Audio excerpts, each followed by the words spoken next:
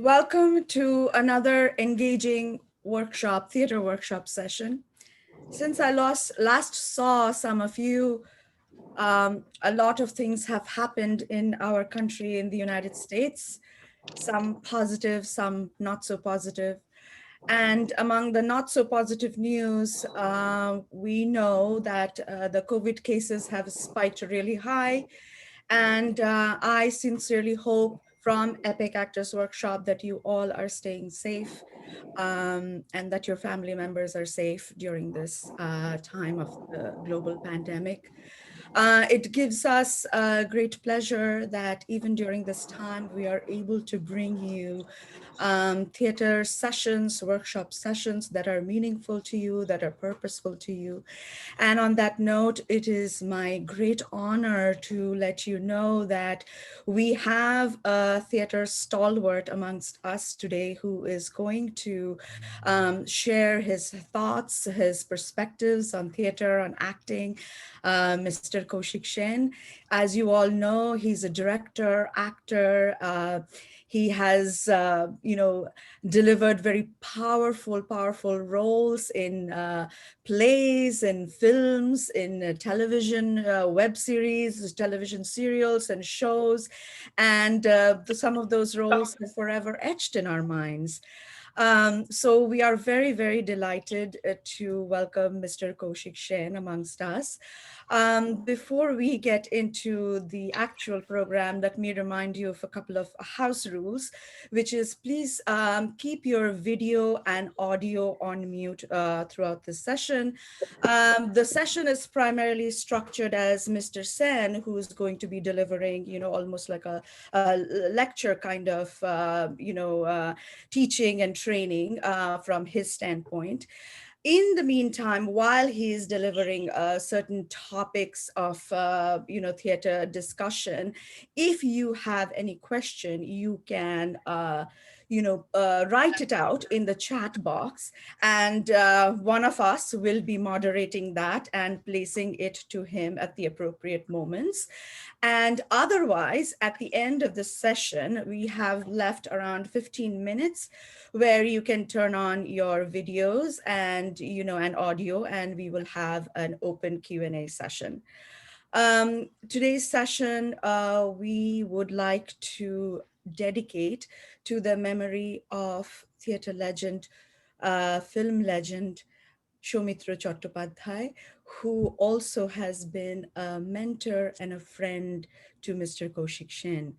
At this time, I would like to welcome our South Asian Theatre Festival Committee Chair, Dr. Deepan Ray, to come and welcome you all.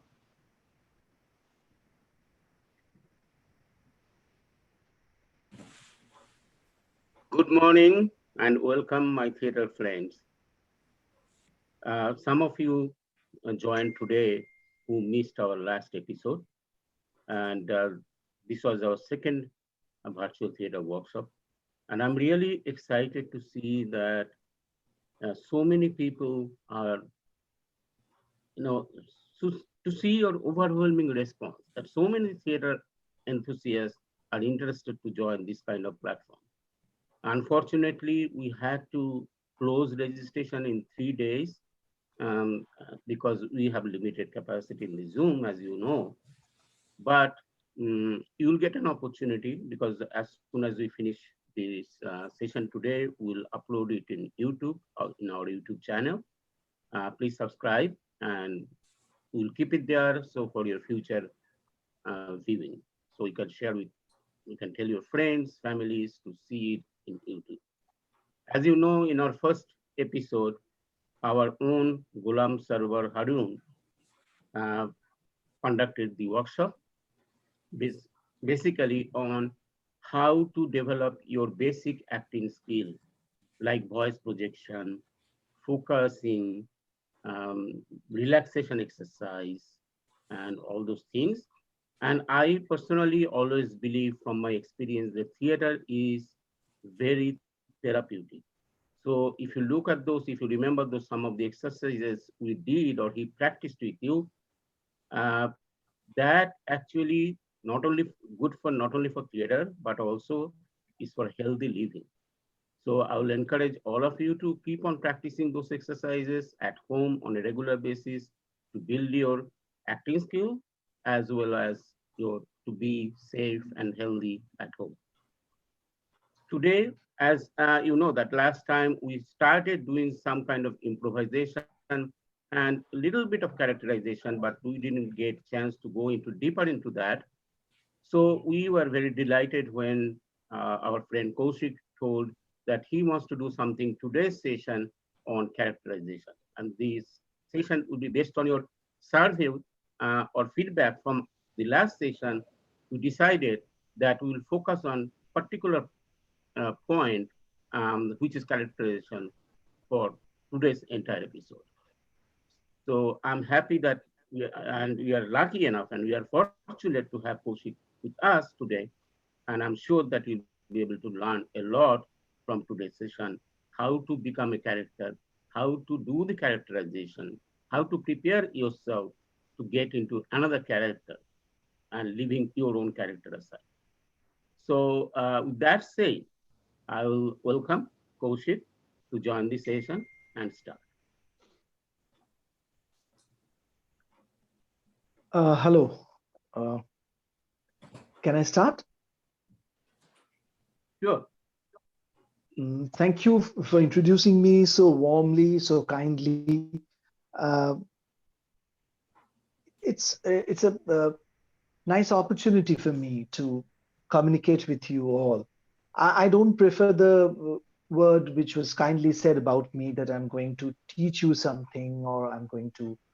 Uh, it's not a lecture at all. I mean, uh, theater is not about lecture. Theater is not about teaching anything. It's sense of togetherness. Theater is something which is becoming very important day by day. And while we all were inside our home for the last few months and we were watching a lot of things, I'm sure that we realized a lot of things, that what are the priorities in our life? What are the important things which there were certain important things which we at one point of time we used to think that these things are indispensable, but later on during this COVID time it was proved that no, these things are not at all important. Rather, few other things which we kept aside for a while, we never gave importance to such things. Those minor little things became far more important to us. And one of those minor things are togetherness. We realized the importance of togetherness, importance of sharing, the importance of small sentiments, togetherness. And theater is all about that. Theater is a collective effort. So it's not about lecture, it's not about teaching you anything, it's about togetherness. It's about, so I'm looking forward, I'm a hopeful person, I'm a positive person. So I think all this will end and I'll get some opportunity to go to your place directly and be with you all. Uh, and we'll do some workshop there or we'll celebrate this communication. But till then, I decided to share a few things with you, uh, and that is what is acting basically. And before I begin, I must say that last this 15th of this month, uh, something something awful happened. We were all expecting that because Shomitro Kaku, as I used to say, mm, I used to call him Shomitro Kaku, Shomitro Chatterjee. He was suffering a lot. And at one point of time, we all realized that he's not going to be with us for a long time. Doctors did their best. The government of West Bengal, Shomitro Kaku's family, his friends, Everyone did whatever they could, but we realized that and when our chief minister was declaring the sad news, Polomi Chatterjee, who really fought so bravely, Shomito Kaku's daughter, she said one very important thing to the uh, press just after the declaration that he is no longer with us. She said quite correctly that yes, it's a sad day. We're going to mourn. Uh, we are all sad. We're going to miss him. But at the same time, we have to celebrate because he was that kind of a person, He always celebrated his life. He celebrated uh, the art which he represented. Uh, and let's, she said, Polomi said that let's celebrate my father's demise. No doubt it's a sad occasion, but at the same time, whatever he believed in, we have to celebrate that.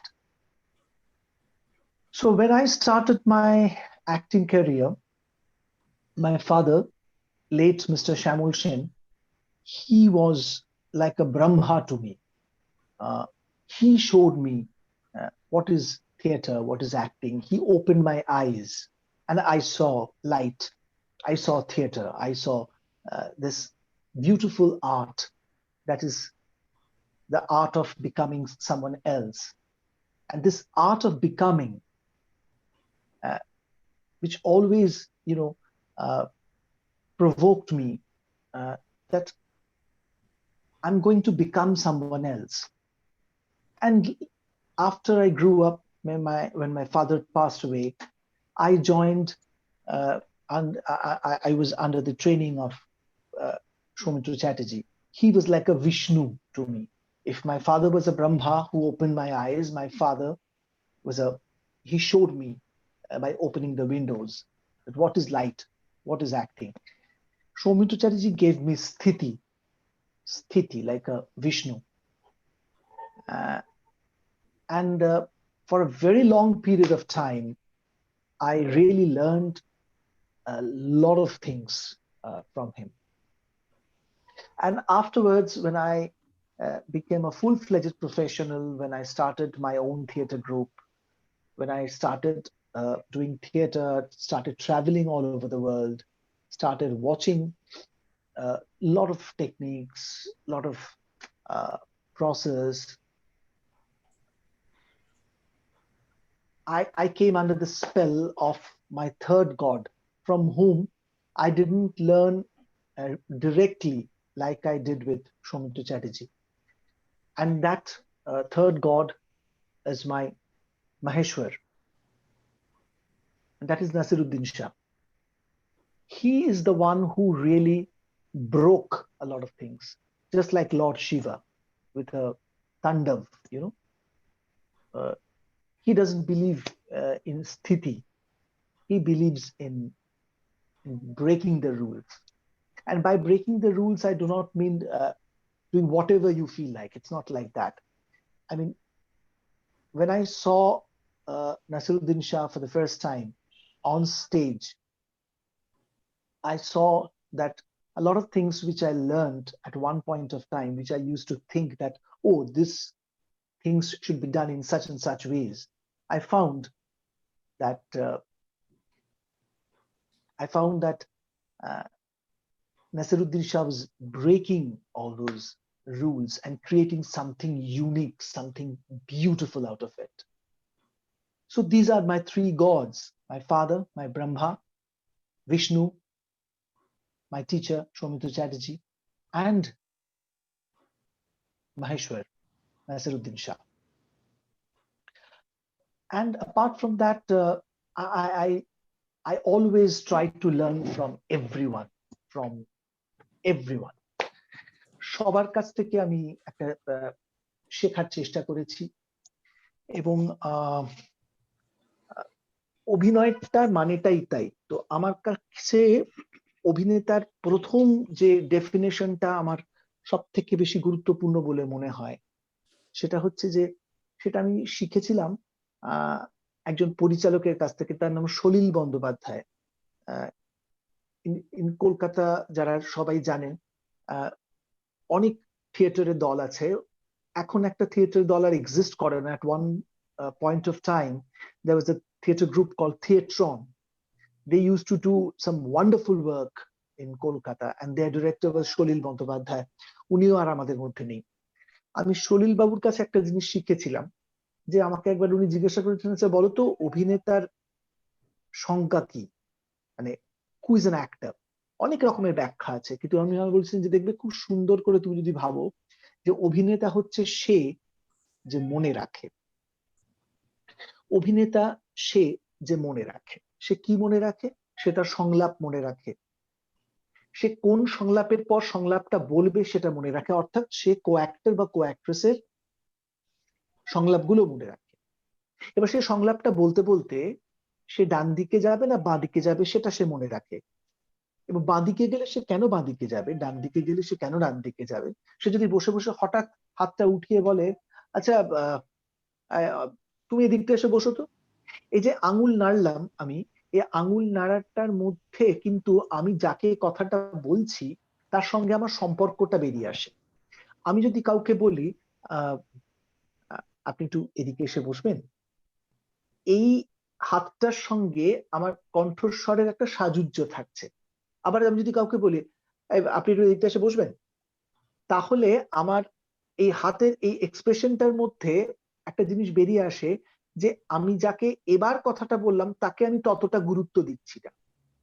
তো আমার সংলাপ বলা, আমার আঙুল নাড়া, আমার তাকানো, আমার ঘাড় ঘোরানো, সমস্তটা নির্ভর করবে আমি কোন চরিত্রটা করছি এবং আমি কোন চরিত্রের সঙ্গে কমিউনিকেটটা করছি, অর্থাৎ তার চরিত্রটাও আমায় মনে রাখতে হয়। সে কোন সময়কার মানুষ সেটা মনে রাখতে হয়।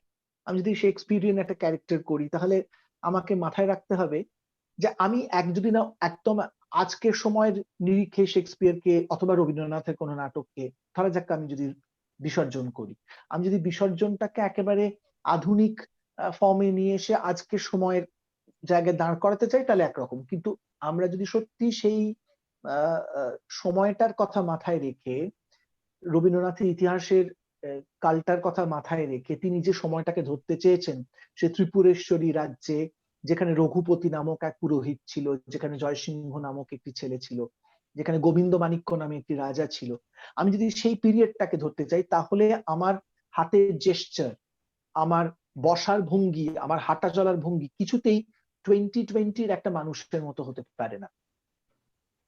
অভিনেতাকে সেটাও মাথায় রাখতে হয়। সে কিরকম কস্টিউম পরবে, তাকে সেটা কিভাবে সেই কস্টিউমটা পরে সে ক্যারি করবে, কস্টিউমটা পরার পর সে যখন একটা পা তুলবে তার পা তোলাটা কিরকম হবে, সে যখন বসবে সে বসাটা থেকে যখন যেন একজন দর্শকের মনে না হয় দেখো এ অভ্যস্ত নয়, সেজন্য তার বসতে অসুবিধে হচ্ছে। এই যে মুহূর্তে একজন দর্শকের মনে হবে এই রে এই লোকটা ধুতিটা পরেছে, কিন্তু ধুতিটা পরে দেখো ওর উঠতে অসুবিধা হচ্ছে, বসতে অসুবিধা হচ্ছে, পাশ ফিরতে অসুবিধা হচ্ছে, সেই মুহূর্তে কিন্তু দর্শকের সঙ্গে আমার কমিউনিকেশনের জায়গাটা একটা ছেদ পড়ে যাচ্ছে, একটা আটকে যাচ্ছে, কোথাও ছিঁড়ে যাচ্ছে, সংযোগটা ছিঁড়ে যাচ্ছে, তা কমিউনিকেশন নষ্ট হয়ে যাচ্ছে। সুতরাং তখন অভিনয়ের থেকেও দর্শকের কনসেন্ট্রেশনটা চরিত্রের থেকে চলে আসে ব্যক্তিতে, ফলে অভিনেতাকে সেটাও মনে রাখতে হয়।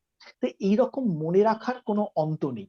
এরকম মনে রাখতে রাখতে রাখতে রাখতে সে একটা সত্যে পৌঁছয়। আমি আপনাদের সামনে সেই সত্যটার কিছু আভাস দেওয়ার চেষ্টা করব।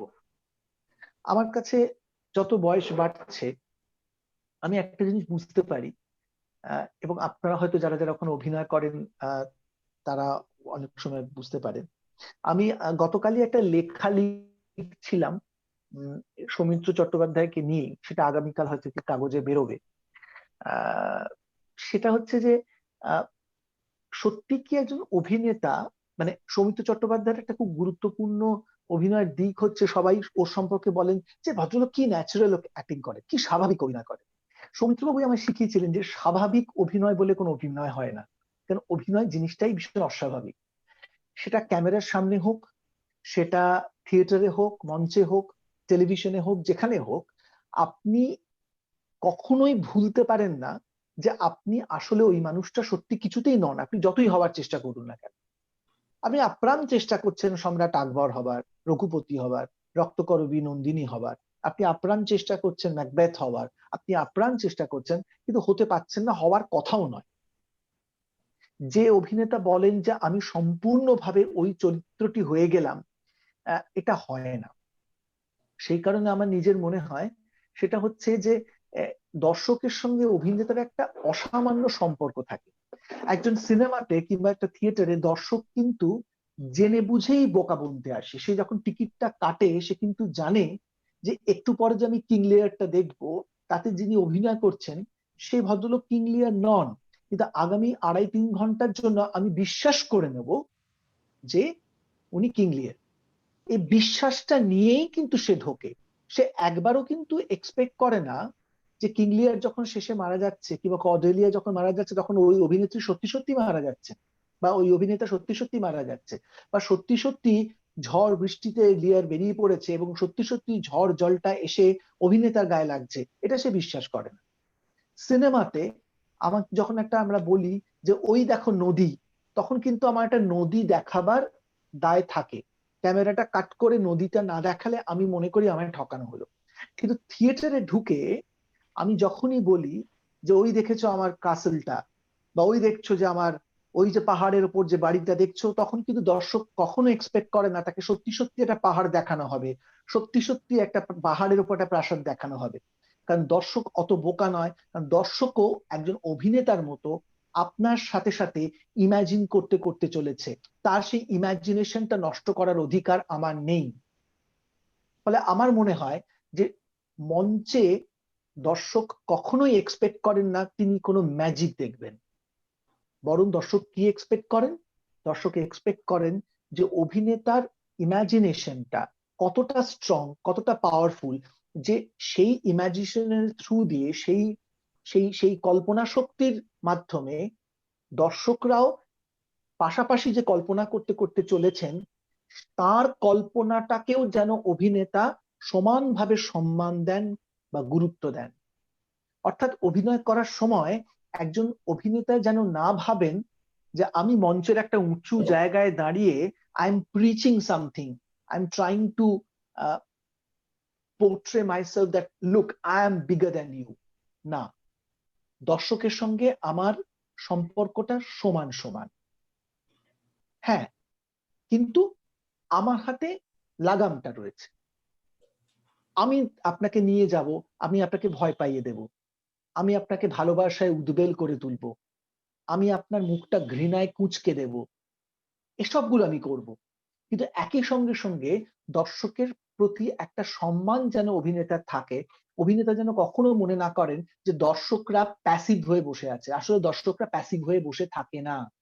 আমরা যখন অন্ধকারে অভিনয় করতে করতে আলোকোজ্জ্বল ওই মঞ্চটার উপরে অভিনয় করতে করতে মাঝে মাঝে দর্শকদের দিকে তাকাই, আমরা ভুল ভাবি, আমরা ভাবি দর্শকরা শুধু আমাদের দিকে বোকার মতো তাকিয়ে আছে, অন্ধকারে নিশ্চল অনড় বসে রয়েছে, তা কিন্তু নয়।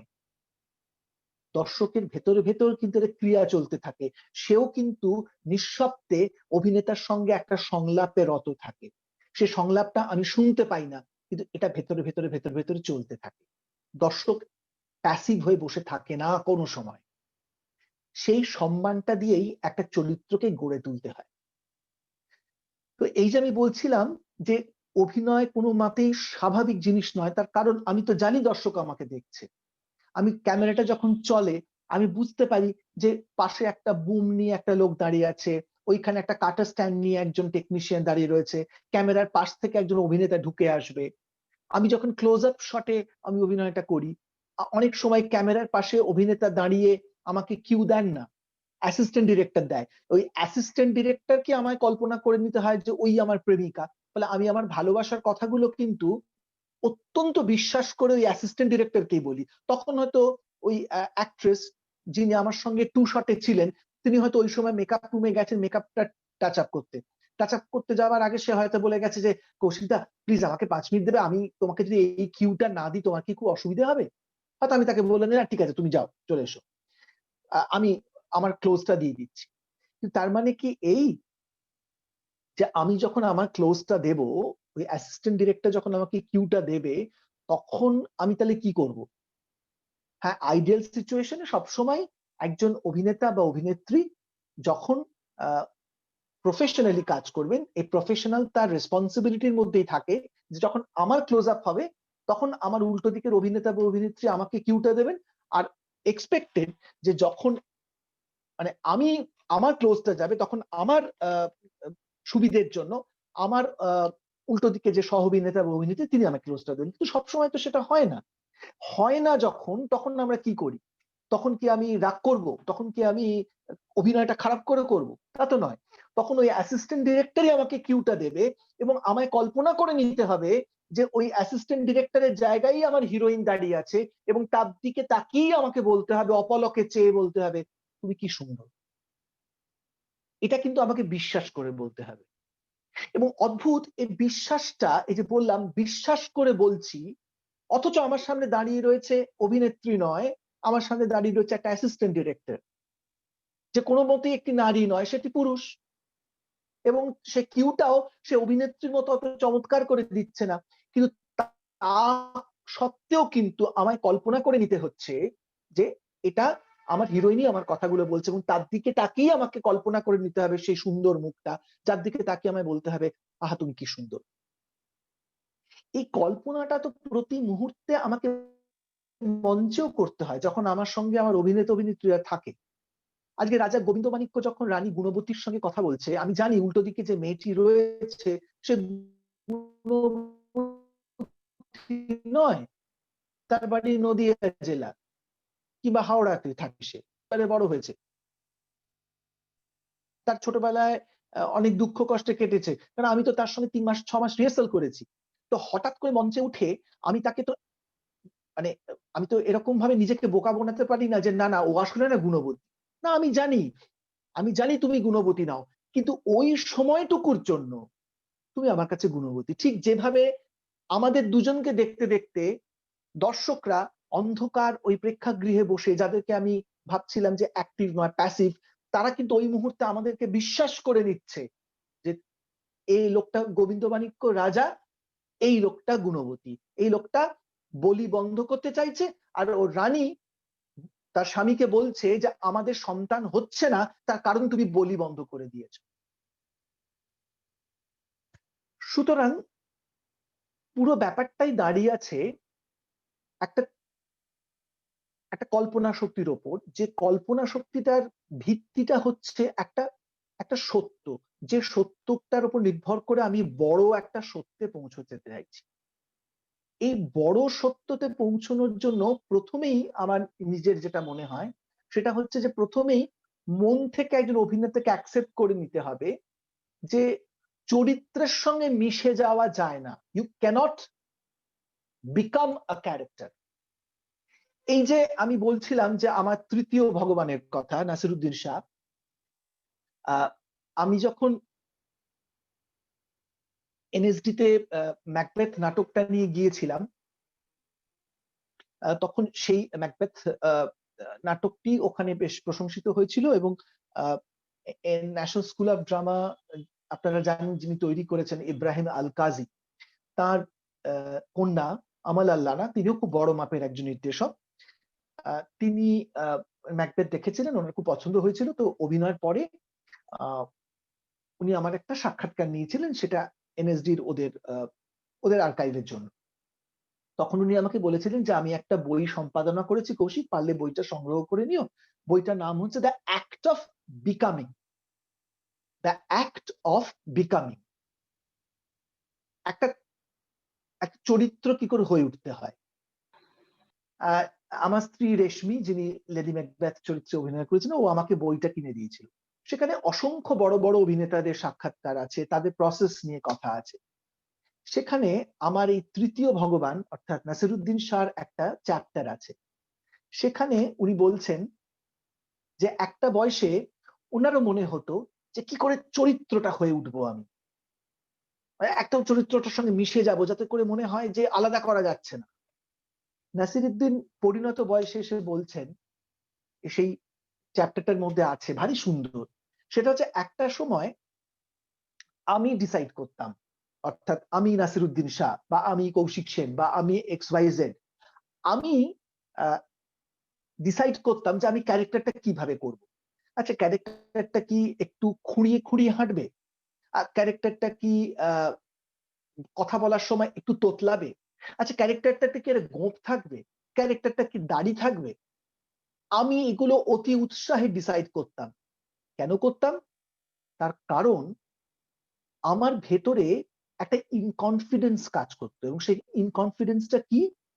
সেই ইনকনফিডেন্সটা হচ্ছে, আমি যখনই একটা চরিত্র করতে যাই, আমি সবসময় চেষ্টা করি এটা মনে করতে যে আমার সেফ জোন কোনটা।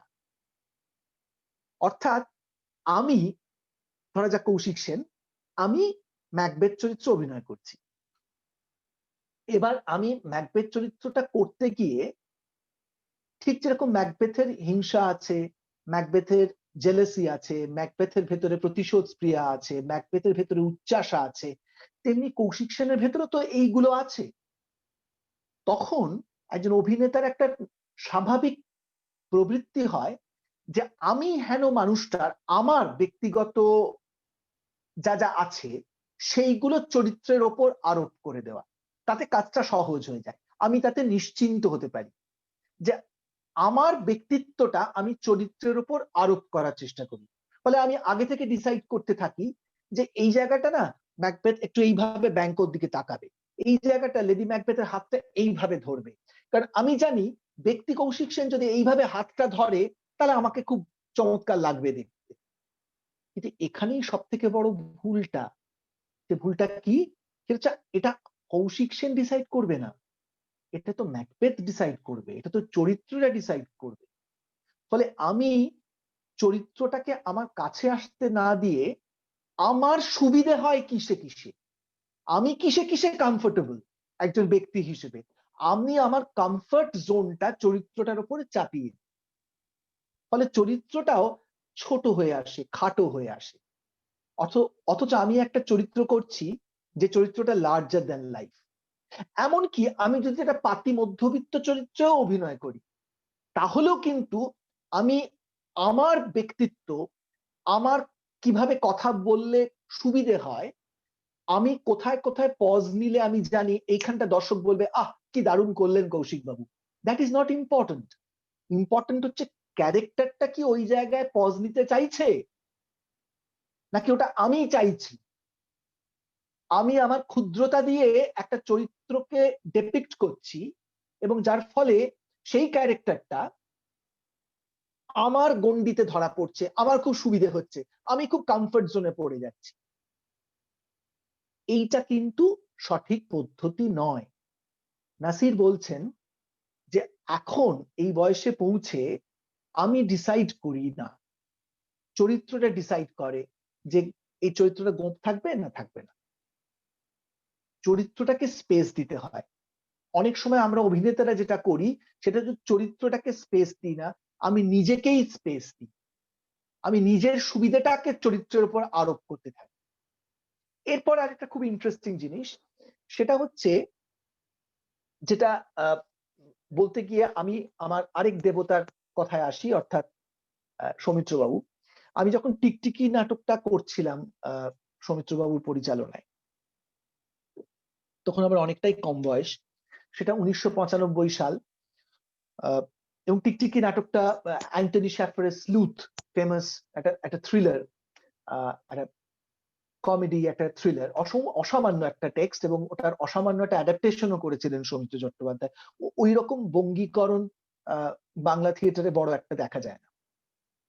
এবং আপনারা জানেন যে দুটি মাত্র চরিত্র, গোটা নাটকটা 2-2.5 ঘন্টার নাটক, এবং তাতে দুটো মাত্র চরিত্র থাকে। তো সেইখানে একটা জায়গায় আমি যে চরিত্রটা করছি বিমল নন্দী, আর সৌমিত্রবাবু যে চরিত্রটা করছেন তার নাম সত্যসিন্ধু Chowdhury.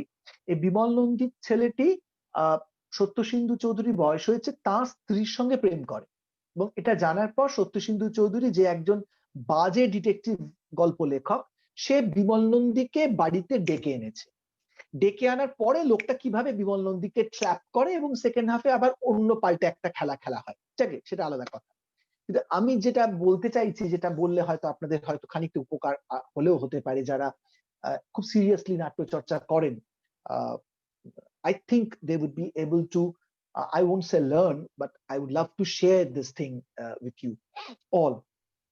And that is, at one particular point of time, both Satyasindhu Chaudhary plots kind of a plan, and he gives Bimal Nandi, আমার চরিত্রটা, তাকে একটা গয়নার বাক্স দেয় এবং বলে যে আমরা একটা চুরি প্ল্যান করব, তোমাকে এই গয়নার বাক্সটা চুরি করতে হবে, এখানে তোমার হাতের ছাপটা আমার চাই।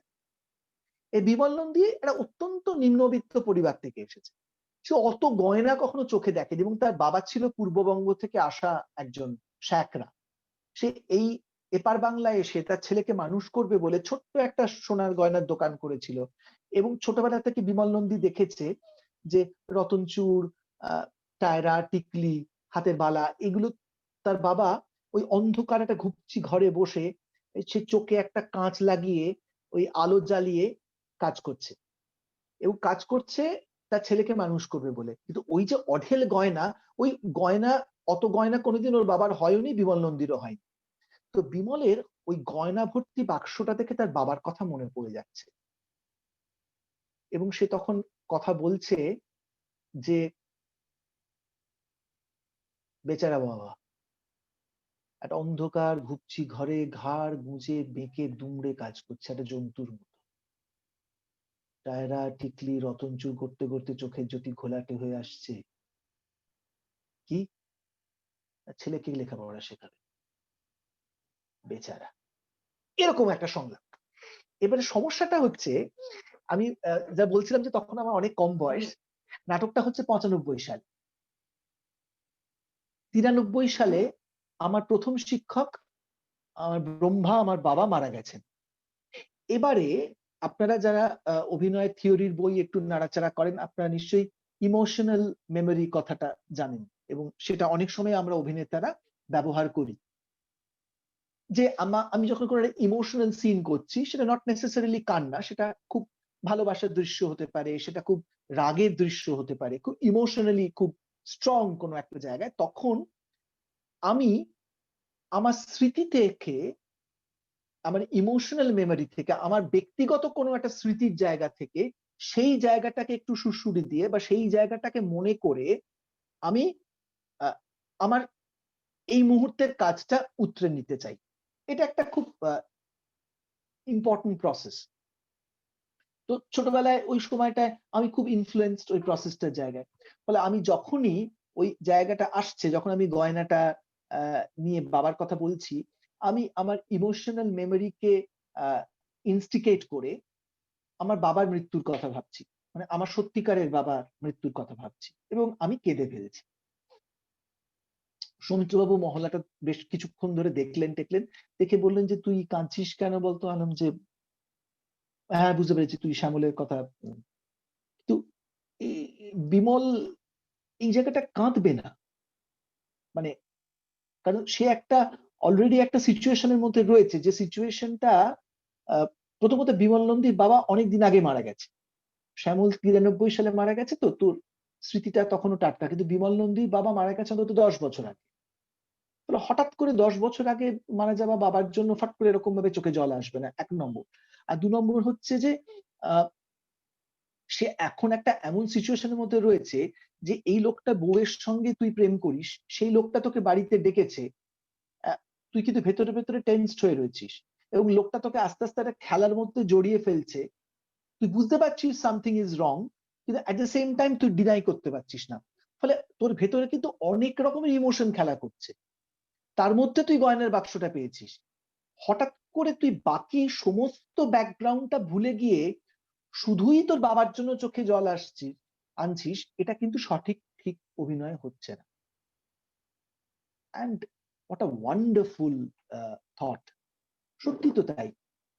আমি একটা সস্তা অভিনয় করছিলাম, অর্থাৎ চট করে চোখে জল নিয়ে এসে আমি একটা সহজ রাস্তা বলছিলেন, যেটা একটু আগে আপনাদের বলছিলাম, যে আমি আমার দুঃখটাকে বিমল নন্দীর চরিত্রের উপর আরোপ করার চেষ্টা করছিলাম, করে সস্তায় হাততালি কুড়োবার চেষ্টা করছিলাম। কারণ বিমল নন্দী তখন আরো অনেকগুলো ফ্যাক্টরের ভিতরে রয়েছে। তার গয়নার বাক্সটা দেখার পর তার বাবার জন্য সে একটু অন্যমনস্ক হতে পারে, তার একটু মনটা খারাপ হতে পারে, কিন্তু সে ভ্যা করে কাঁদবে না, কাঁদতে পারে না।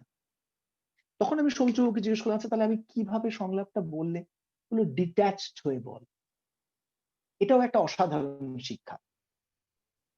আমরা যখন কোনো ইমোশনাল সংলাপ পাই, সেটা প্রেমের কথা হতে পারে, সেটা রাগের কথা হতে পারে, সেটা ঘেন্নার কথা হতে পারে, সেটা ভয়ের কথা হতে পারে, আমরা অনেক সময় সংলাপের ভেতরে যে ভয়টা আছে, যে প্রেমটা আছে, যে ভালোবাসাটা আছে, যে রাগটা আছে, সেই সবটাকে ফিজিক্যালি বার করার চেষ্টা করি। অর্থাৎ ধরা যাক আমি একটা রাগের কথা বলছি, তখন তোমাকে আমি কিন্তু অনেকবার বলেছি, এইটা বললে যতটা না রাগ আসে, তার থেকে যদি আমি কারোর দিকে খুব ঠান্ডা ভাবে তাকিয়ে বলি, আমি তোমাকে অনেকবার বলেছি এটা করবে না,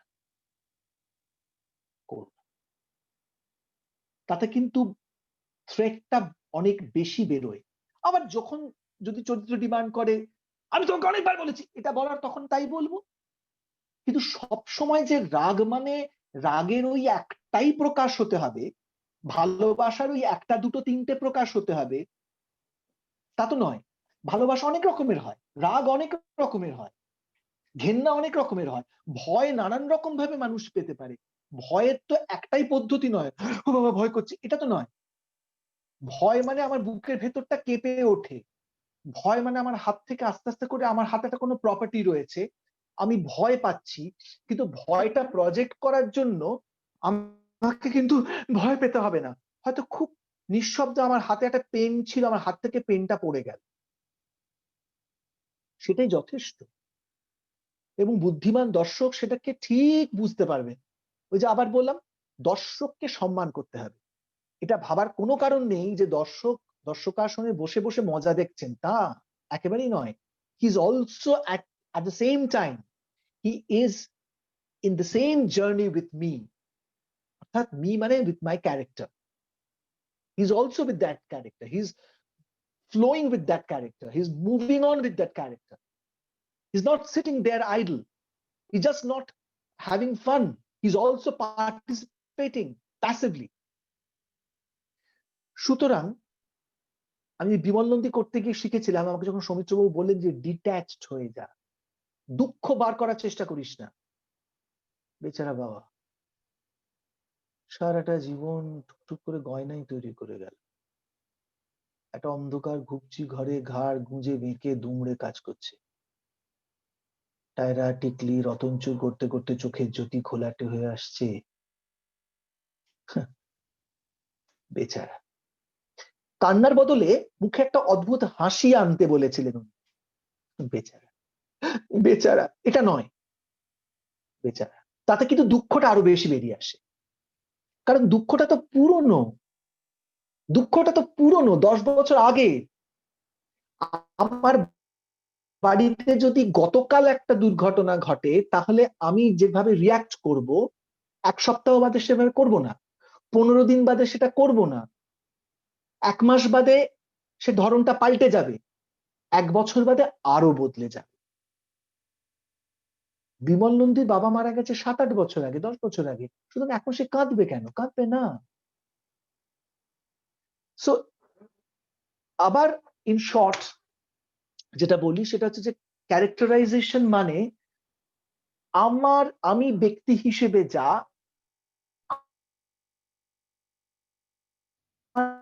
আছে, মানুষ হিসেবে যা যা করলে আমি কমফোর্টটাকে আমি চরিত্রের উপর কিছুতেই চাপিয়ে দিতে পারি। পয়েন্ট নাম্বার 1, আমাকে ক্যারেক্টারটা বুঝতে হবে, চরিত্রটা কি ডিমান্ড করছে, চরিত্র অনুযায়ী আমার জন্য চরিত্রটা নয়, চরিত্রটার জন্য আমি সেকেন্ডারি,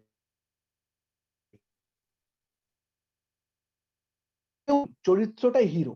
সংলাপ, এবং বিশেষ করে সেটা যদি ভালো টেক্সট হয়, যদি খুব বড় মাপে নাট্যকারের নাটক হয়, অথবা ভালো কোনো স্ক্রিপ্ট রাইটারের স্ক্রিপ্ট হয়, তাহলে নাসিরুদ্দিন শাহ একটা চমৎকার কথা বলেন, সেটা হচ্ছে যে actor should be like a Messenger. Messenger, what he does, what he is supposed to do, he should transform the dialogues from the playwright to the audience. হস্তান্তর করার মতো। ধরুন আমি শেক্সপিয়ারের সংলাপ বলছি, tomorrow and tomorrow and tomorrow itself নাটকের নাটকে যে জায়গায় টুমরো অ্যান্ড টুমরোটা বলছে ম্যাকবেথ মারা গেছে, সুইসাইড করেছে, এবং ম্যাকবেথ বুঝতে পারছে তার সময় ঘনিয়ে এসেছে, সে তখন বুঝতে পারছে যে tomorrow and tomorrow creeps in this petty pace from the day to the last syllable of recorded times. All thy yesterdays have lighted fools the way to the dusty death. Out, brief cattle, life's but a walking shadow. A poor player that struts and frets on his hour upon the stage and then is heard no more. It's a tale told by an idiot, full of sound and fury. Signifies nothing. এটাকে খুব অতি নাটকীয় করে বলার দরকার নেই, তার কারণ দর্শক ততক্ষণে ম্যাকবেথের সঙ্গে সেই সেম জার্নিটাতে গেছে, এবং এখানে শেক্সপিরিয়ান ল্যাঙ্গুয়েজটা এত ঐশ্বর্যময়, এত লিরিক্যাল, এত তার ডেপথ, যা আমার ওই ডেপথ বলার সংলাপটার উপরে আর নতুন করে ডেপথ চাপাবার দরকার নেই। রবীন্দ্রনাথের সংলাপের উপর আমাকে অভিনেতার স্বাক্ষর দেওয়ার জন্য জোর করে ছাপ্পা মারার দরকার নেই, আমি কত বড় অভিনেতা এটা প্রমাণ করার দরকার নেই। Instead of which, what should I do? I should take the role of a messenger, একজন বাহক। আমি শেক্সপিয়ার, রবীন্দ্রনাথ, কি গিরিশ ঘোষ, কি গিরিশ কার্নাড, কি বড় বড় নাটকের নাটক হ্যারল্ড পিন্টার, তার সংলাপগুলো খুব ধীরে, শান্তভাবে, সুন্দরভাবে, খুব শ্রদ্ধা করে, ভালোবেসে দর্শকদের কাছে পৌঁছে দিচ্ছি, নিজে পাকামি না করে বেশি। এখন এই বয়সে এসে আমার এই উপলব্ধিগুলো হয় যে এটাই তো অভিনেতার কাজ। অভিনেতার কাজ বেশি, অভিনেতার কাজ মাস্তানি করা নয়, অভিনেতার কাজ বারবার প্রমাণ করা নয় যে আমায় দেখো আমি কি বিরাট একটা ব্যাপার। না, আরে বাবা তুমি কিচ্ছু নও, তুমি এই সব কিছুর মধ্যে একটা just one of the important component হচ্ছে তুমি। ঠিক যেরকম লাইট একটা ইম্পর্টেন্ট কম্পোনেন্ট, ঠিক যেভাবে সেট, ঠিক যেভাবে পোশাক, ঠিক যেভাবে মিউজিক, ঠিক যেভাবে প্রপার্টিজ, ঠিক তেমনই তুমি নিজেকে খুব বড় কিছু ভেবো,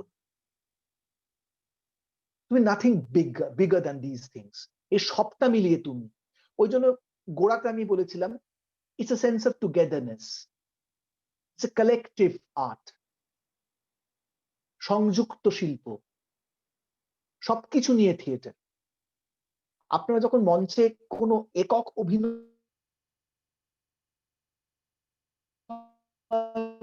দেখেন, আপনি জানবেন যে ওই একক অভিনয়ের পেছনেও অনেকগুলো মানুষের ভাবনা আছে, অনেকগুলো মানুষের যোগদান আছে, তাদেরকে হয়তো দেখা যাচ্ছে না। ওই একটা অভিনেতা কি হয়তো আমরা চোখে দেখতে পাচ্ছি, তার মানে সে একা নয়, তার মানে সে একা একা কাজটা করে ফেলছে তা নয়। আরে তার সঙ্গে তার টেক্সটটা রয়েছে, তার নাটকটা রয়েছে, সেটা না থাকলে সে কোথায় যাবে? একটা ইন্টারেস্টিং গল্প বলি, সেটা হচ্ছে তার অভিনয় আমরা খুব বেশি আমি দেখিনি সেভাবে। সৌম্যমিত্র মহাশয়,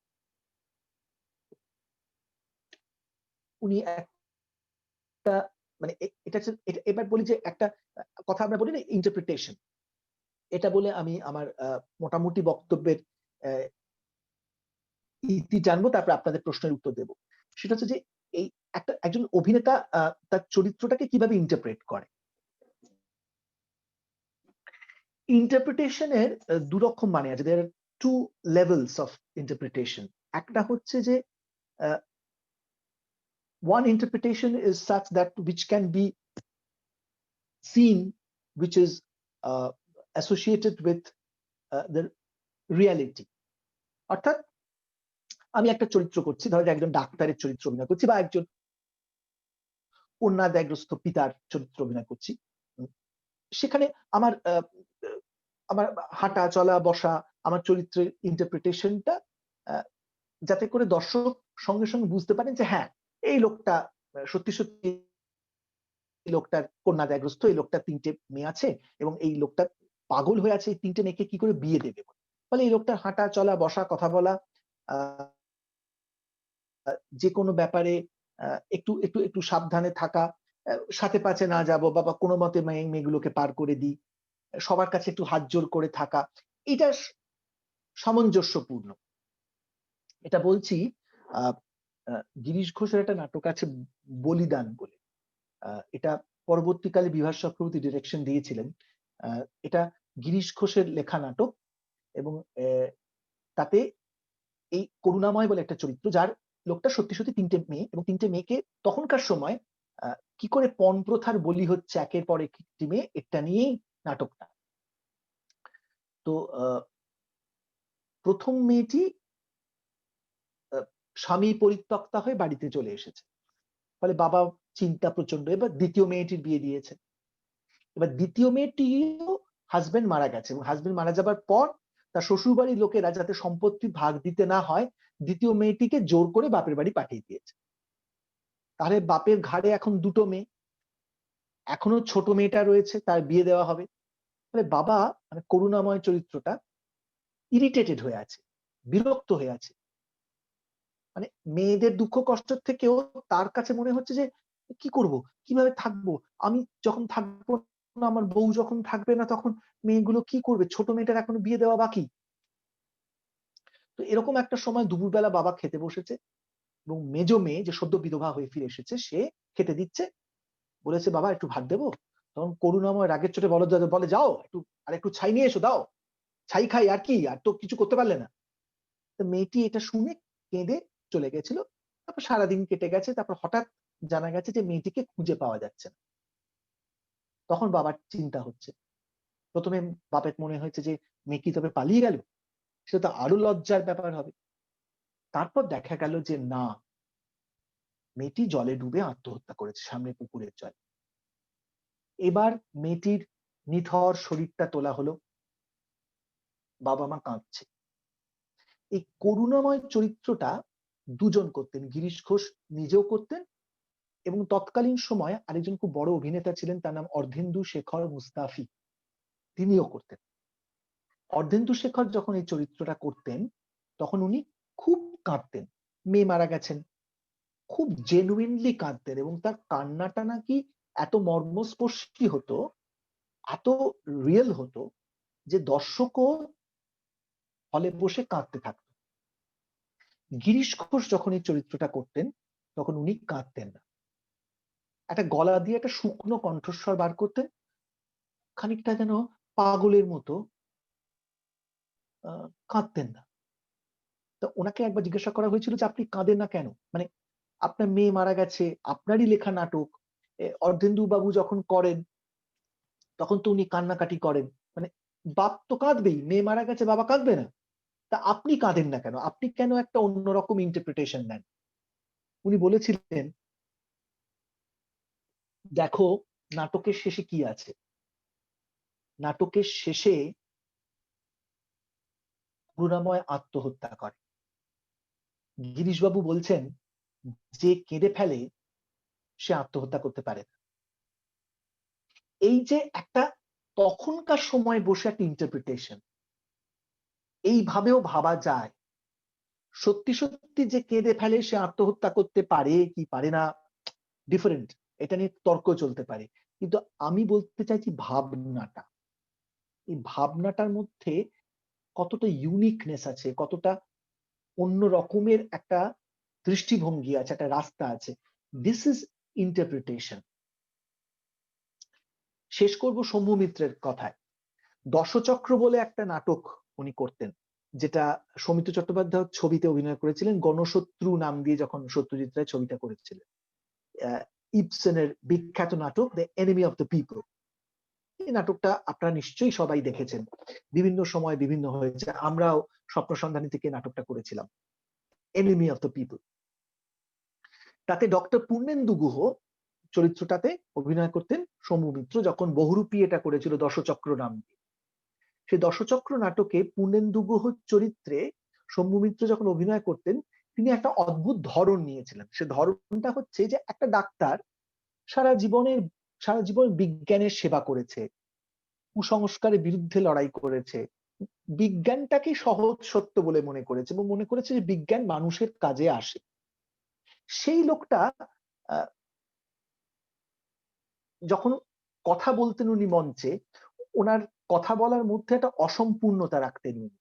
অর্থাৎ কথা বলছে, বুঝতে পারছো তো, মানে দুটো কথা বলার পরে কথাগুলো শেষ করতেন না, কারণ উনি ইন্টারপ্রেট করেছিলেন যে আমি তো মানুষকে বিশ্বাস করি, মানুষকে ভালোবাসি, সুতরাং আমি যদি আমার সেন্টেন্সটা কমপ্লিট না করি তাতে কিছু এসে যায় না, কারণ আমি যে বাক্যটা অসম্পূর্ণ রাখলাম দর্শক সেটা বুঝতে পারবে, মানে উল্টো দিকের মানুষ সেটা বুঝতে পারবে, কারণ তারা তো আমাকে বিশ্বাস করে, আমিও তাদের বিশ্বাস করি। আর আমি যে মানুষকে বিশ্বাস করি সে মানুষকে কি পুরোটা বলতে হয়?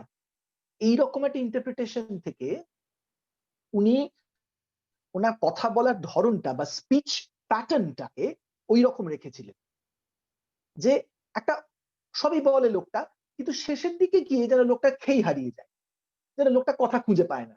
আসলে কথা খুঁজে পায় না, না, সে পুরোটা বলতে চায়ও না, তার কারণ তার বিশ্বাস সে যা বলছে মানুষ সেটা বুঝতে পারছে বা বিশ্বাস করছে।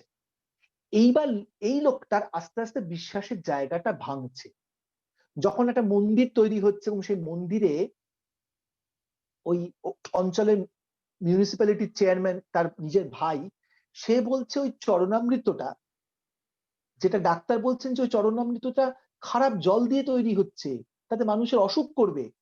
আর তার ভাই তার রাজনৈতিক কারণে, তার ব্যবসার কারণে প্রমাণ করার চেষ্টা করছে যে দাদা আসলে ঈশ্বরে বিশ্বাস করে না, বাজে কথা বলছে, ওই চরণামৃত খেলে মানুষ সেরে ওঠে, মানুষের মঙ্গল, মানুষের ধর্মবিশ্বাসে এই লোকটা আঘাত করছে, লোকটা becoming enemy of the people. এই ধাক্কাটা যখন এই লোকটা খাচ্ছে, অর্থাৎ পূর্ণেন্দু গুহ যখন লোকটা খাচ্ছে ধাক্কাটা, এই ধাক্কা খেতে খেতে খেতে খেতে খেতে খেতে খেতে লোকটা হঠাৎ রিয়েলাইজ করছে, আরে আমার কথাগুলো আমাকে সম্পূর্ণ করে বলতে হবে, এরকম হাফ হার্টেড বললে হবে না। লোকটা স্পিচ প্যাটার্নটা বদলে যাচ্ছে। এবারে সত্যি সত্যি কি বাস্তব জীবনে এটা হয় আমরা জানি না, কিন্তু এটাই হচ্ছে ইন্টারপ্রিটেশন অফ দ্য ক্যারেক্টার, যেটা আমি আপনাদেরকে বলছিলাম যে একটা বড় সত্য, দু রকমের সত্য থাকে। একটা হচ্ছে যে বাস্তবসম্মত সত্য, যেটা দেখলে আমি চিনতে পারি, আরেকটা ধরনের সত্য মঞ্চে তৈরি করা যায় বা ক্যারেক্টারাইজেশনের মধ্যে তৈরি করা যায়, যে সত্যটা হয়তো পুরোপুরি বাস্তবসম্মত নয়, কিন্তু সেই সত্যটা আমাকে আরো বড় একটা সত্যের দিকে নিয়ে যায়। তখন আমার ক্যারেক্টারটা একটা লিফট পায়, মানে সে একটা গতিতে যেতে যেতে, মাটিতে হাঁটতে হাঁটতে হঠাৎ সেই চরিত্রটা একটা লিফট পায়, তার একটা বড় একটা লাফ দেয় সে, এবং তখন সেটাই শিল্প হয়ে ওঠে, সেইটাই আর্ট। এটাই হচ্ছে একটা সাধারণ মানের অভিনয়ের সঙ্গে ভালো অভিনয় পার্থক্য, যে আমি দেখছি দেখছি দেখছি দেখছি চিনতে পাচ্ছি, আমার হাসি লাগছে, মজা পাচ্ছি, ভালো লাগছে, দুঃখ হচ্ছে, কান্না পাচ্ছে। এবার দেখতে দেখতে দেখতে দেখতে একজন বড় অভিনেতা হঠাৎ চরিত্রটাকে এমন একটা জায়গায় নিয়ে যান, তখন আমার দর্শক হিসেবে আমার বুকের রক্তটা শুকিয়ে যায়, আমি বিস্ময়াবিষ্ট হয়ে পড়ি, আমি শুধুমাত্র সারপ্রাইজড হই না, it takes me to a different level altogether, to a different plane altogether. ও, এভাবে তো ভাবিনি, আচ্ছা এরকম হয়। এই যে বিস্ময়টা, এই যে অবাক হয়ে যাওয়াটা, এই যে উপলব্ধিটা, এই বড় একটা উপলব্ধির জন্যই কিন্তু আমরা বারবার শিল্পের কাছে আসি, শুধু থিয়েটারের কাছে নয়, কবিতার কাছে যাই, সঙ্গীতের কাছে যাই, নৃত্যকলার কাছে যাই, যে কোনো আর্টের কাছে মানুষের দাঁড়াবার জায়গাটা হচ্ছে এটাই যে আমি একটা পয়েন্ট পর্যন্ত চিনতে পারছি, তবে হঠাৎ গানের কোনো একটা সুর, কোনো একটা কথা, কিংবা কোনো একটা নৃত্য ভঙ্গিমা, কিংবা কবিতার কোনো একটা শব্দ আমাকে এমন একটা উপলব্ধির দিকে নিয়ে যায় যে উপলব্ধিটা শুধু মাত্র আমার চেনা থাকে না, সেটা আমার কাছে একটা অচেনা হয়ে ওঠে। তখন এই অচেনাটা একটা বড় সত্যের দিকে আমাকে নিয়ে যায়, to a bigger truth. And when I realize that, oh God, that is the bigger truth, then I become fulfilled as an audience. তখন আমার মনে হয় যে না, এই সিনেমাটা দেখা সার্থক, এই থিয়েটারটা দেখা সার্থক, এই গানটা শোনা সার্থক, এই নাচটা দেখা সার্থক, এই কবিতাটা পড়া বা এই উপন্যাসটা পড়া আমার কাছে সার্থক। কারণ এ শুধুমাত্র আমাকে বাস্তবটাই দেখাচ্ছে না, বাস্তবতর একটা জায়গায় নিয়ে যাচ্ছে, এবং শিল্পের কাজই তাই। শুধু আমি চোখে যা দেখতে পাই, শুধু আমি কানে যা শুনতে পাই, সেই সত্যটা শুধু নয়, truth is something bigger than that. এবং অভিনেতা মঞ্চে সে ম্যাজিকটা তৈরি করতে পারেন, চরিত্রের মধ্যে থেকেই ম্যানেজ করতে পারেন। এমন নয় যে সে চরিত্রের বাইরে থেকে চরিত্রের উপর জোর করে কিছু আরোপ করে সে আমাকে ওই ম্যাজিকটা দেখাচ্ছে, না, সে চরিত্রের মধ্যে থেকেই সে এমন একটা বড় সত্যের দিকে আমাকে নিয়ে যাচ্ছে, যে বড় সত্যটা দেখে আমি অবাক হচ্ছি, আমি নিজেকে ধন্য মনে করছি। বেসিক্যালি এই সামান্য কথাগুলোই আমার বলার ছিল আপনাদের কাছে। এবার আমি আয়োজকদের অনুরোধ করব যে, আমি জানি না আমার কথাতে আদৌ কিছু বোঝা গেল কিনা বা কিছু কমিউনিকেট করতে পারলাম কিনা। এবার over to you all. Thank you, Kaushik. Thank you so much. I will continue in English only because I want to speak in Bangla as well. But there are few second generation children amongst us. Yes, actually, I heard that few second generations are there. So that's the reason why I started speaking in English, but that's okay. No, that's totally okay, because these children are also very well versed in Bangla, and I'm sure they are. Yeah, and I'm sure they have had no problem in comprehending what you were trying to say. But what I want to say is, thank you for sharing these, very deep felt experiences that you've had over the years, throughout your theater journey. While you were not teaching, you were sharing for sure, but we were learning. And we were learning a lot. So thank you for that. I would like to open it up for a Q&A session now. We have some questions here.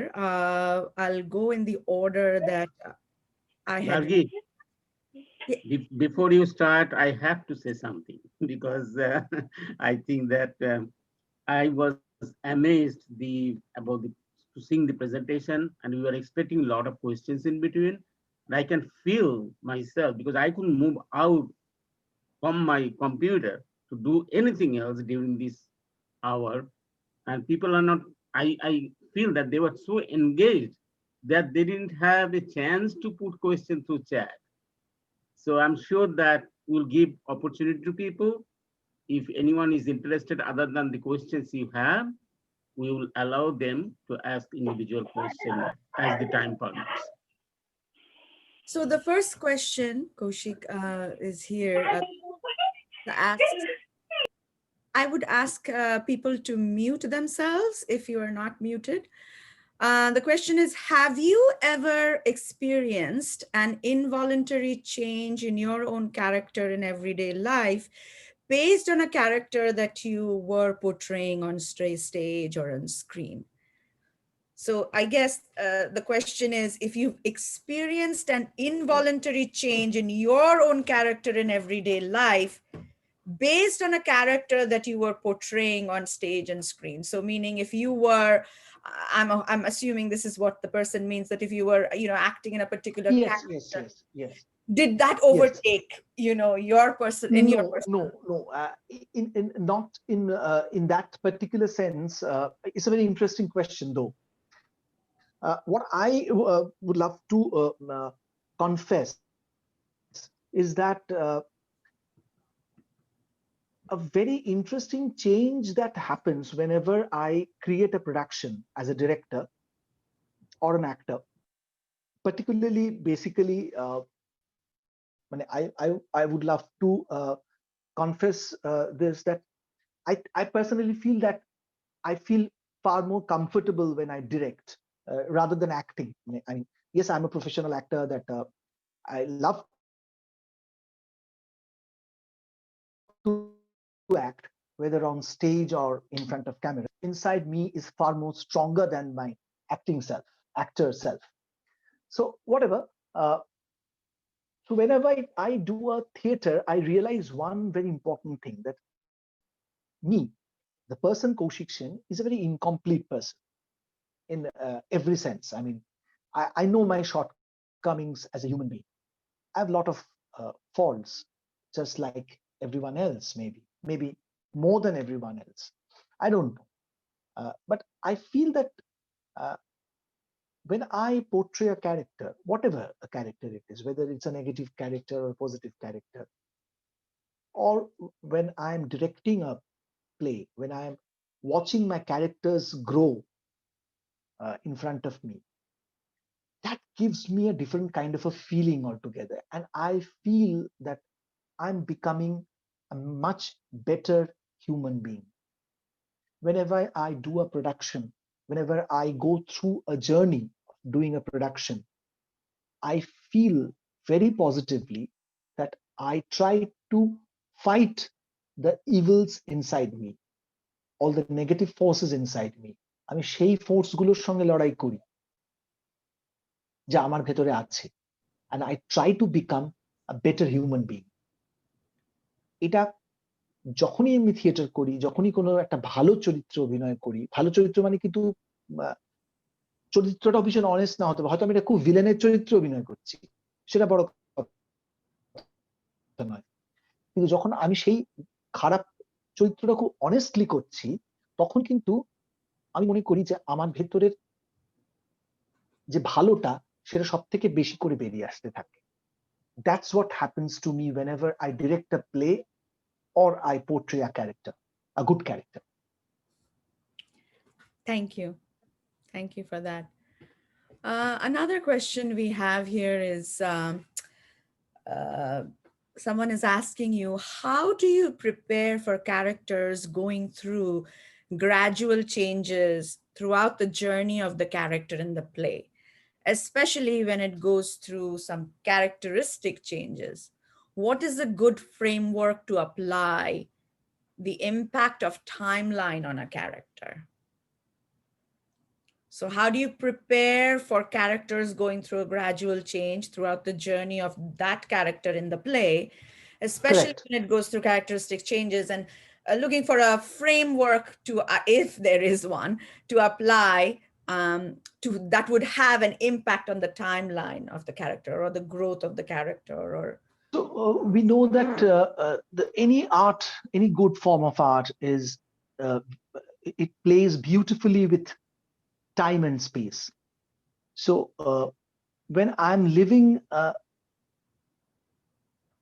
character on stage, when the character goes into a journey, say for example, I give you an example. Say that I'm drinking in a scene, and in a normal time, if I get drunk, I need, in real time, I need to have at least 2 or 3, 4 glasses of alcohol to get drunk.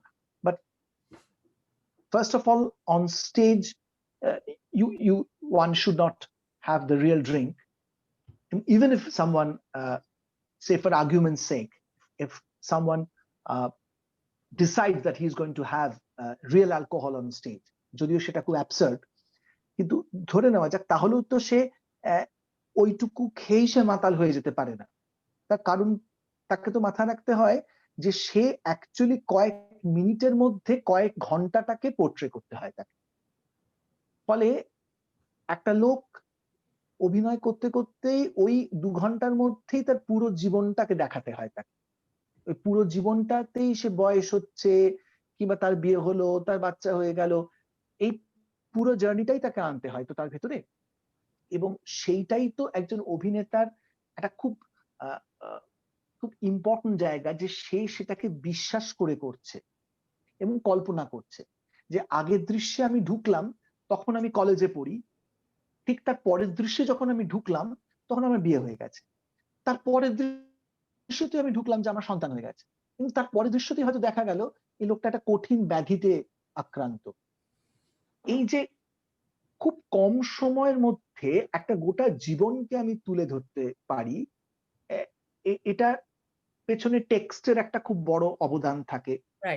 কিভাবে নাটকটাকে treat করা হচ্ছে তার একটা বড় অবদান থাকে, এবং তার থেকেও বেশি হচ্ছে যে সেই অভিনেতাকে তার ভেতরে ভেতরে তার কল্পনা শক্তিটাকে কাজে লাগিয়ে তাকে বিশ্বাস করতে হয় যে হ্যাঁ, যে এরপর যখন আমি মঞ্চে ঢুকবো তখন কিন্তু আমার একটা সার্টেন বয়স হয়ে গেছে, এবং সেই বয়সটাকেও আমি পোর্ট্রে করব ওই মানে বয়স্ক মানুষ হলেই আমরা যা যা করি সেটাই কিন্তু নয়।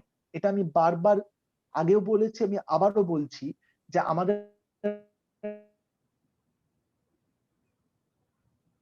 একটা টেন্ডেন্সি থাকে বয়স হলেই বয়স্ক মানুষ, দেখুন সবাই এরকম ভাবে কথা বলে না, সবাই ওইভাবে হাঁটে না, সবারই একটা কোমরে ব্যথা হয় না, মানে কোমরে ব্যথা হলেই একটা বয়সের, বরঞ্চ আমরা যখন বয়সটা আমাদের বাড়ে তখন আমরা চেষ্টা করি যে আমাদের যে ফিজিক্যাল ডিসকমফর্ট গুলো সেগুলো যতটা সম্ভব কম দেখাতে, যাতে করে লোকে বুঝতে না পারে যে আমি আমার বয়সটা হয়ে গেছে। ওই কনসিল করার মধ্যে কিন্তু লোকটা বরঞ্চ অনেক বেশি বয়সটাকে বার করে আনতে পারে। সুতরাং আগেন ক্যারেক্টারটা যেরকম ডিমান্ড করছে আমি সেইভাবে বয়সটা দেখাবো, আমি সেইভাবে মৃত্যুটাকে দেখাবো, আমি সেইভাবে আমার অসুখটাকে দেখাবো, সবটাই চরিত্রের শর্ত মেনে নিয়ে। Right, which is good. I think it leads to the next question, very naturally, that someone is asking here. You're saying je ami dekhabo, ami korbo. So as an actor, that is what you're saying. So this person is asking, is it the actor's responsibility or the director's responsibility to set the limit modulation of characterization or being a character? I think it's a as I said, it's a collective work. I mean, director শেষ পর্যন্ত মঞ্চে ওঠেন না, তখন ওই খেলাটা অভিনেতারই খেলা, কিন্তু ডিরেক্টর, নাট্যকার এবং পরিচালক এই তিনজনের মধ্যে একটা অসম্ভব ভালো তালমিল থাকতে হবে, একটা অসম্ভব what I should say trust থাকতে হবে। There should be a strong bond between three of them, even if you disagree with one another. একটা রেসপেক্ট থাকতে হবে। মানে এরকম ভাবার কোনো কারণ নেই যে একজন অ্যাক্টর ভাববেন যে ডিরেক্টর আমার উপরে খালি ছড়ি ঘোরাচ্ছে, আমি এটা পারি করতে, আমাকে জোর করে করতে দিচ্ছে না। কারণ মানে দেয়ার আর সার্টেন, পরে কোনো সুযোগ হলে আপনাদেরকে বলবো যে কত রকমের নো অ্যাক্টার্স হয়, কত রকমের না অভিনেতা হয়, এবং এই না অভিনেতারা প্রচুর ঝামেলা তৈরি করে। মানে অভিনেতাদের মধ্যে একটা সত্তা আছে যে আমি না আসলে ফাটিয়ে দিতে পারি, কিন্তু আমার ডিরেক্টর আমাকে ফাটাতে দিচ্ছে না। মানে এই যেটা খুব থাকে না যে আমি এই জায়গাটায় যদি জোরে জোরে এই ব্যাপারটা বলতাম না, দর্শক হাততালি পড়তো। He is basically selfish actor. সে শুধু নিজেরটা ভাবছে, সে সিচুয়েশনটা ভাবছে না, সে টেক্সটটা ভাবছে না, সে ভাবছে আমি এই জায়গায় যদি এরকম ভাবে বলি তাহলে আমি ফাটিয়ে দেবো। আর ডিরেক্টর তো গোটা ব্যাপারটা দেখছে, সে বুঝতে পারছে যে এই জায়গায় যদি এরকম ভাবে হাসে তাহলে পরে ওই যে চরিত্রটা ঢুকবে তার সর্বনাশ হয়ে যাবে। সে তখন অ্যাক্টরকে বলছে না এরকম করো না, আর অ্যাক্টর ভাবছে যে এই ডিরেক্টরটা আসলে আমাকে ছোট করে দিতে চাইছে, আমাকে লিমিটেড করে দিতে চাইছে। এই অ্যাক্টরদের নিয়ে বড় ঝামেলা হয়, কারণ এই ধরনের একটা ধরনের সেলফিশনেস, একটা ধরনের সেলফ একটা অ্যাক্টরের থাকলে খুব বিপদ হয়। মানে এই ধরনের অভিনেতারা খুব ক্ষতিকারক। Another interesting question. This person is saying that you mentioned that the actor should not impose his own mannerism, emotional experience on the character, and let the character define their reactions. Now, everyone in the audience has their own or his or her own interpretation of Macbeth.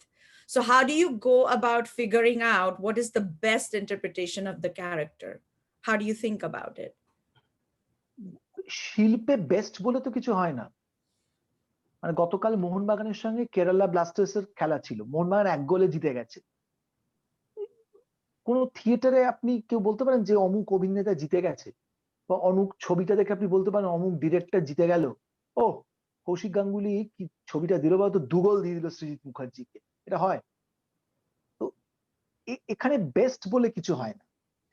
এটা হচ্ছে যে, এটা আমি খুব চমৎকার শুনেছিলাম একজন আমাদের বাংলার খুব বড় একজন নাট্যকার, আপনারা সকলে নাম জানেন, মোহিত চট্টোপাধ্যায়।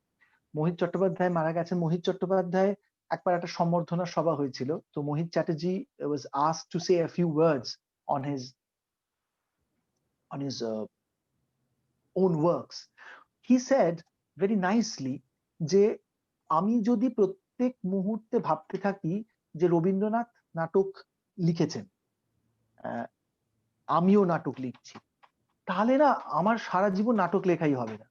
আমি যদি ভাবতে থাকি যে শেক্সপিয়ার নাটক লিখেছে, আমিও নাটক লিখবো, তো সে জীবনে নাটকই লিখতে পারবে না। ফলে মোহিত বাবু বলছিলেন যে আমি তাহলে কি করতে পারি, আমি যেটা করতে পারি সেটা হচ্ছে যে আমি প্রতিদিন প্রতি মুহূর্তে নিজে নিজেকে অতিক্রম করতে পারি। I can surpass myself.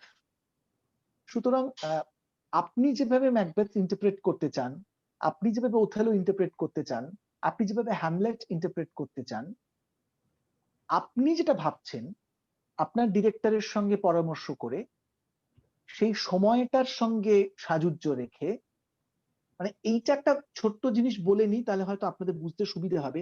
সময়টা একটা খুব ইম্পর্টেন্ট জিনিস। টাইম, আপনি কোন সময় কোন নাটকটা অভিনয় করছেন।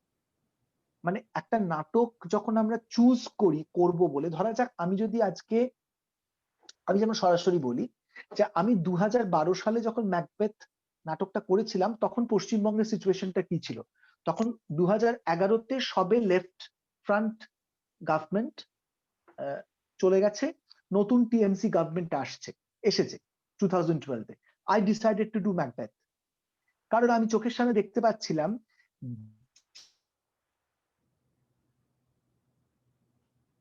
যে অ্যান্টি সোশ্যালসরা কিছুদিন আগে ছিল, যারা ভোটটা, সেই সেম গ্যাংটা ট্রান্সফার হচ্ছে নতুন শক্তির কাছে। ফলে আমি যখন 2012-তে ম্যাকবেথ করলাম, তখন আমার ইন্টারপ্রেট করা নাটকের শেষ দৃশ্যে ম্যাকবেথের থ্রোনে যখন ম্যালকম এসে বসে, তখন ওই যে ম্যাকবেথের দুটো ঘাতক, দ্য টু মার্ডারার্স, যারা ব্যাংককে মেরেছিল, ফ্লেন্সকে মারার চেষ্টা করেছিল, সেই দুটো মার্ডারার এসে ম্যালকামের দুটো চেয়ারের পাশে এসে বসে। ওইখানটায় পর্দা ফেলতাম। কেন করতাম? তার কারণ আমার কাছে সময়টা তখন ওইভাবে ধরা দিয়েছিল। এবার আমি যদি আজ থেকে আরো 5 বছর বাদে আবার করি, তখন ওই সময়, মানে আমি পার্সোনালি বিশ্বাস করি না যে ক্লাসিক ফর ক্লাসিক সেক, এই ধরনের কোনো কথা আমি ব্যক্তিগতভাবে বিশ্বাস করি না। ফলে আপনি কিভাবে হ্যামলেট করবেন, আপনি কিভাবে ম্যাকবেথ করবেন, সেইটা আপনি আপনার জাজমেন্টটাই সঠিক। এখানে বেস্ট বলে কোনো কথা হয় না। Thank you. There's another quick one here. Is acting supposed to be real, natural? Acting is supposed to be real, natural, candid, or is it required to, do we require to make it dramatic? Which one is required for better acting presentation? You have to be truthful, that's all.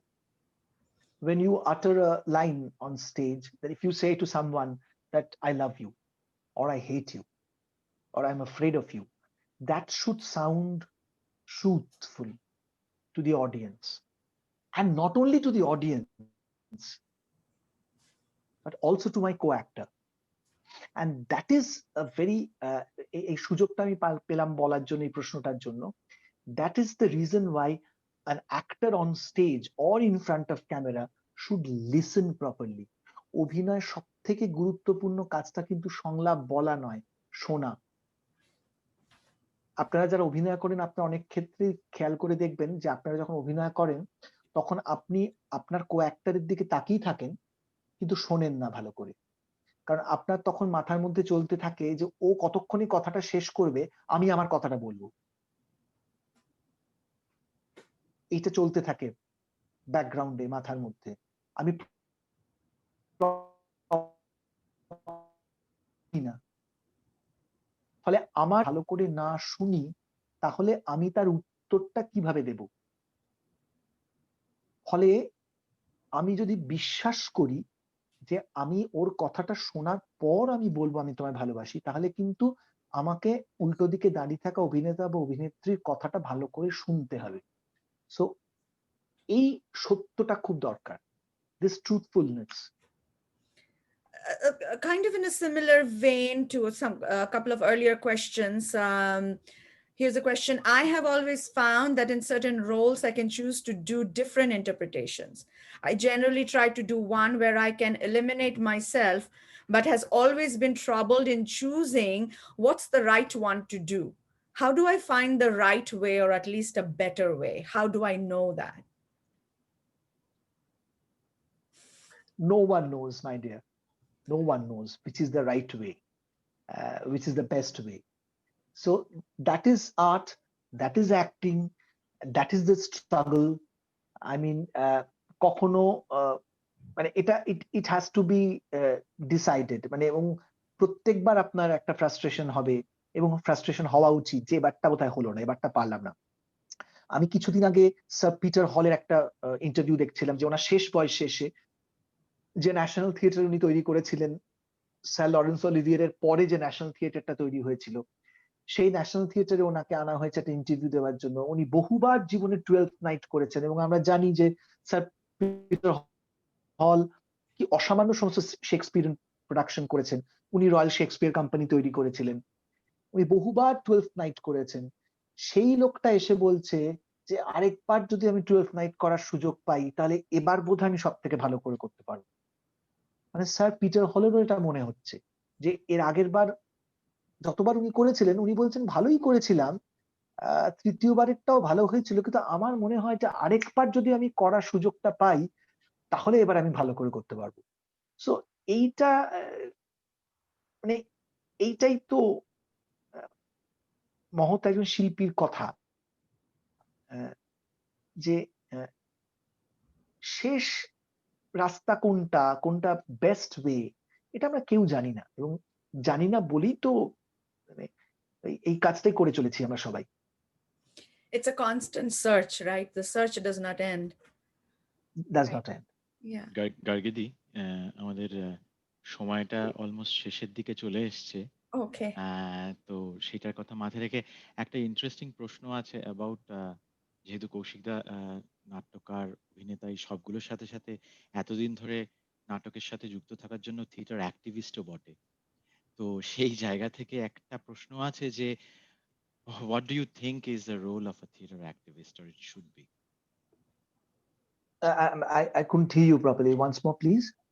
What do you think should be the role of a theater activist in present times, or in the context of any times?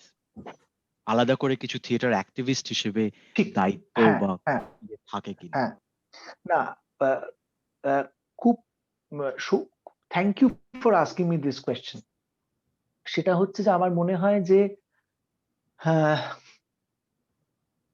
যে কোনো শিল্প সবসময় prosper করে একটা খারাপ সময়ের ভেতরে, মানে এটা আমার বিশ্বাস।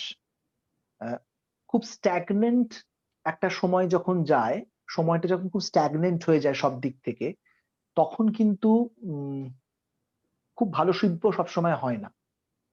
যখন খুব টার্বুলেন্ট একটা টাইমের মধ্যে দিয়ে আমরা যাই, যখন আপনার উপরে মানুষ হিসেবে নানান রকম প্রেশার আসতে থাকে, যখন আপনার দেশের সরকার এমন একটা বাতাবরণ তৈরি করে যেটা ভয় পাওয়ার মতো। আপনারা হয়তো শুনেছেন কিনা জানি না, যে এই গতকালই কাগজে বেরিয়েছে যে 27 জন বিখ্যাত মানুষকে ইন্ডিয়া গভর্নমেন্ট নোটিশ পাঠিয়েছে। তার মধ্যে পণ্ডিত বিরজু মহারাজও আছেন, খুব বিখ্যাত সন্তুর বাদকরা আছেন, নৃত্যশিল্পীরা আছেন, অন্যান্য কথক নাট্য নৃত্যশিল্পীরা। তাদেরকে বলা হয়েছে যে তারা আসলে গভর্নমেন্টের দেওয়া একটা বাসস্থানে থাকতেন। বিরজু মহারাজের 80-র উপর বয়স হয়ে গেছে, তাকে বলা হয়েছে এই ডিসেম্বরের মধ্যে বাড়িটা ছেড়ে দিতে হবে। বিরজু মহারাজ বলছেন যে আমি সারা জীবন দেশকে রিপ্রেজেন্ট করেছি, দেশের কালচারকে রিপ্রেজেন্ট করেছি, আজকে এই বয়সে আমি কোথায় যাব? কিন্তু দিল্লিতে সরকারে বসে থাকা ক্ষমতাসীন মানুষেরা বলছে যে না, আপনি অনেক দিন আপনাকে এটা দেওয়া হয়েছে, তো আপনি এবার বাড়িটা ছেড়ে। তো এইরকম একটা অপ্রেসিভ সিচুয়েশনের মধ্যে আমরা আছি, এবং এই সময় আমার মনে হয় যে আলাদা করে অ্যাক্টিভিস্ট হওয়ার দরকার নেই। এই সময় একটা যে কোনো কবিতা, একটা যে কোনো গান, যে কোনো নাটক, যে কোনো সিনেমা, সেটাই প্রতিবাদ, সেটাই অ্যাক্টিভিস্ট। অবশ্যই আমি সময়ের কথা বলবো। আমি বিশ্বাস করি আমি এই সামনের বছর ফেব্রুয়ারি মার্চ মাসে যে নাটকটা করব, সেই নাটকটার মধ্যে আমার সময়ের কথা আছে, আমার প্রতিবাদ আছে। কিন্তু সেটা যদি আমি নাও করতাম, তাহলে আমি যদি ধরা যাক আজকে শুধু একটা প্রেমের নাটকই করি, কিন্তু আজকের সময়ের, আজকে ভারতবর্ষে দাঁড়িয়ে এই প্রেমের নাটকটাও কিন্তু একটা প্রতিবাদ হয়ে উঠতে পারে। কারণ আমরা একটা অদ্ভুত ফ্যাসিস্ট এবং একটা অপ্রেসিভ সিচুয়েশনের মধ্যে বাস করছি ভারতবর্ষে। Thank you. Thank you, Kaushik.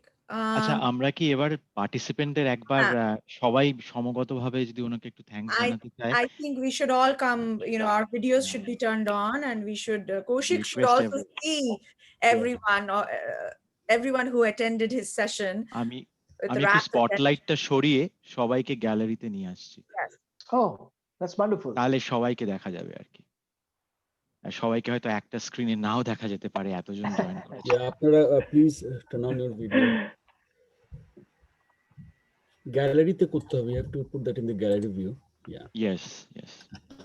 It's saying the visual disable. Kaushik, you can see our participants today. Now we have around 50 participants, and it's overwhelming, amazing session we had. Unbelievable. Really, thanks for doing this for us. শেষ হওয়ার সময় যখন মনে হয় যে আরেকটু বা আরো অনেকক্ষণ হলে ভালো হতো, তাতেই বোঝা যায় যে কিরকম হয়েছে। এটা জাস্ট এটুকু আমি বলতে পারি এপিকের প্রেসিডেন্ট হিসেবে, this is not the end, this is just a beginning. Hour journey together starts today. And Kaushik, when you said that, when you started this session, you said that you are looking forward to work with us and come and work with us. We are also looking forward to work with you. We are looking forward when the time will come. I mean it. I really mean it. Thank you. Thank you so Thank much. Thank you. Everybody, Thank you so much. Thank you. And at this time, actually, we're talking about future endeavors and, what we're going to do, as we continue to do these things while we are facing this global pandemic. I would ask my friend, my colleague, core committee member of South Asian Theatre Festival, Shajul Mukherjee, to come and share a few words. Hello. Thank you, Gargi, and thanks for having me again. এই সেশনটা attend করার পর বেশি কিছু বলা উচিত না, মানে it's going to be dishonor to Kaushik to say anything right now. I wish this had continued for much longer. And Deepan, I take you on your words that this is the beginning of our journey. And so we should see some actions very soon, hopefully in 2021 itself. That's my promise to everyone participating today. So we will all hold you to your promise. Absolutely. Okay, so the journey goes on, and thank you to all of you who have worked very hard to bring this program today, and thank you once again, Kaushik. Thank you very much. Thank you so much from all of us. And so we look forward to our next session, December 26th. We are going to have something very exciting and very interesting for all of you. And we hope to see you again at that time. And with that, I think we are already 11:34 or 4 minutes over our time. Yeah. So we'll call Thank it. you. Thank you. Thank you, Sadhu. Kaushik, Thanks, Thank thanks, you. আমার thanks. প্রণাম তোমার কাছে। Thank you. Thank you epic Thank you. Actors Thank you, sir. ওয়ার্কশপকে অনেক ধন্যবাদ এই সেশনটা arrange করার জন্য। এপিক অ্যাক্টার্স ওয়ার্কশপকে অনেক ধন্যবাদ এই সেশনটা অ্যারেঞ্জ করার জন্য। আমরা যারা বিভিন্ন জায়গায় থাকি খুব এনরিচড হয়েছি এই সেশনটার জন্য। থ্যাংক ইউ কৌশিক দা, খুব ভালো থেকো। থ্যাংক ইউ, তোমরা সবাই খুব ভালো To everybody. Thank you. Thank you. Kaushik, again. Thank you so আমরা much. এবার Thank you. সেশনটা শেষ করছি। ধন্যবাদ। Thank you. খুব Bye. ভালো লাগলো, Thank you. Thank you, Thanks. Thank you. Excellent presentation. Excellent.